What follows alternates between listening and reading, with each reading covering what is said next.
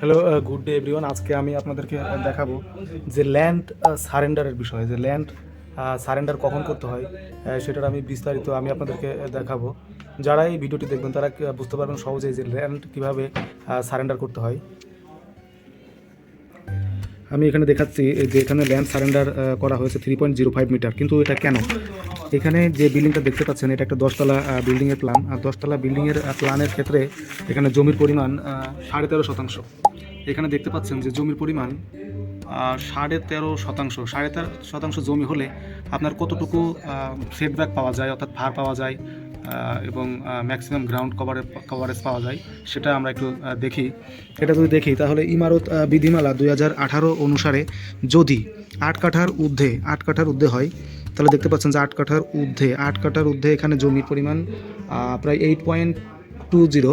তাহলে 8 কাঠার ঊর্ধ্বে হলে মিনিমাম 6 ফিট রাস্তা থাকলে 6 ফিট রাস্তা থাকলে ফার পাওয়া যায় 4 এবং ম্যাক্সিমাম গ্রাউন্ড কভারেজ পাওয়া যায় 60%। তাহলে আমরা দেখি যে এটা আসলে এই অবস্থায় কয়তলা বিল্ডিং করা যায়।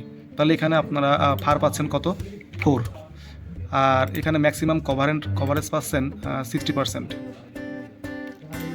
তাহলে এখানে দেখতে পাচ্ছেন যে 7তলা পর্যন্ত বিল্ডিং এখানে করা যায়।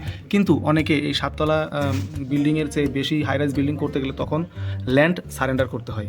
আমি একটু দেখাই যে এখানে দেখতে পাচ্ছেন যে ল্যান্ড সারেন্ডার এখানে দেখানো আছে 9.15 মিটার। সে কিন্তু অনায়াসে যে 6 মিটার থাকলেই কিন্তু যে কোনো বিল্ডিং করা যায়, অর্থাৎ তার ফার ক্যালকুলেশনে যতটুকু আছে। কিন্তু এখানে দেখেন যে এখানে এক্সিস্টিং রোড আছে 9.15 মিটার এবং ল্যান্ড সারেন্ডার তারপরেও করা হয়েছে 3.05 মিটার। এটার সুবিধা আসলে কি, যখন রাস্তার চওড়াটা বাড়ে তখন আসলে যখন রাস্তার চওড়াটা এখানে 9 আর 3 12 মিটার হয়েছে, তখন এখানে ফারের পরিমাণটাও বেশি পাওয়া যাচ্ছে এবং ম্যাক্সিমাম গ্রাউন্ড কভারেজও বেশি পাওয়া যাচ্ছে। তাহলে এখন দেখি আমরা যদি এখানে যদি রাস্তা এখানে যদি 9.15 মিটার এবং 3.05 মিটার রাখি, সেক্ষেত্রে আমাদের ফার কত পাচ্ছি? ফার ইমারত বিধিমালা অনুসারে আমরা ফার পাচ্ছি 5.5 এবং ম্যাক্সিমাম গ্রাউন্ড কভারেজ পাচ্ছি 50। দেখে আমরা এখন এই ক্ষেত্রে আমরা কয়তলা বিল্ডিং করতে পারি? 5.50 এবং এখানে আমরা পাচ্ছি 50